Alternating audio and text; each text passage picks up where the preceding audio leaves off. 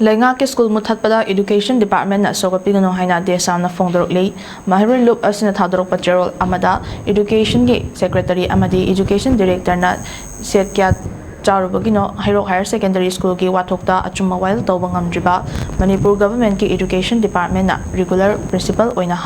haplaba oza ama Hairok Higher Secondary School asida leina school asida oza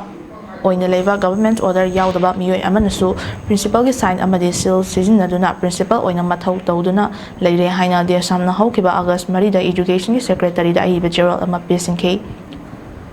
Gerald asigi paukum oina September gi tang tara nithoi income jalesing aniga kunga manga da Education Department gi order ama thoktuna ichumchumba principal aduna wawagai Higher Secondary School da principal oina tholaki aduga principal saduna sign forward toriba government ki chatna kanglon singbu khongau nariba thokjom nimal hariba miyoi aduna karigumba chairak amata pidana Education Department gi makok thongba singna kangkhatuna thamli Manipur da Leingakki School singna marai chaitharakibagi achoba maram singi manungda corruption haibasisu achoba maram amani corruption na achumba tawbagi mahutta aranba tawba singna aranba thabakpu thongna fana tawhali masina oja singi marakta leiba thajanaba amati taksi kasi manghalai khudam oina headmaster principal oifam thoklaba niyom na yarba miyoibo ohendadana junior oiba oza amabu senior oiba oza singi mathakta corruption tawdana headmaster principal ohenbagi chanabi asini asiguma thodok macha sing asina yumfam thonduna Leingakki mahiloisang singna tapna mutharakibani haina DESAM na lawi adubo asiguma motlaba chanabi asi ngasigi kunmathoi suba chahi chagi matam asida amuk nahona Education gi Director amadi Education Secretary gi maru hulakpa asi kunai asigi khwaidagi laibak thibani Manipur gi mahiroi lakya gi punsibu achumba lambida lamjing birakani haina leiriba iramdam asigi IAS officer amadi MCS officer singna achumba tawagi mahutta michang sangha amadi corruption na achumba gi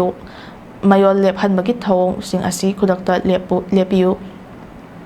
Leibak mayam gi thajaba manghanbiganu Leingakki mahiloisang singi marakta mahiroi fazana leiba school amadi ama oiriba Hairok Higher Secondary School asi hiram ama natraga amana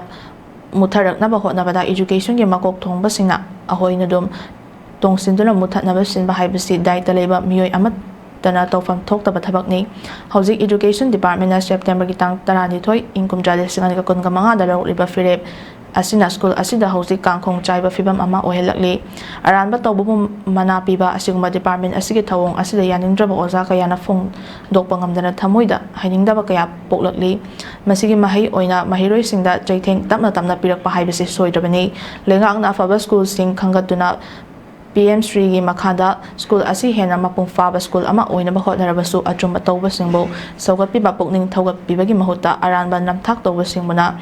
famthol pirabadi school asi Hairokil leimaidagi mutkiba natana karisu kanaba purakloi Education Department gi makok thongba singda DESAM na thamjariba wafam sing asi tare tara thokna khanabiduna achumba henna fagadaba khongthang kaya lobirakduna aranba tawrabadi chairak fangi haiba parasi tunglam chatta khanghaunaba aranba tawba singbo chairak pibagi order ama oina thokpiyu masina aranba tawriba amadi tawrakadaba singdagi Manipur gi mahiloisang sing kanjaba ngamgani hairi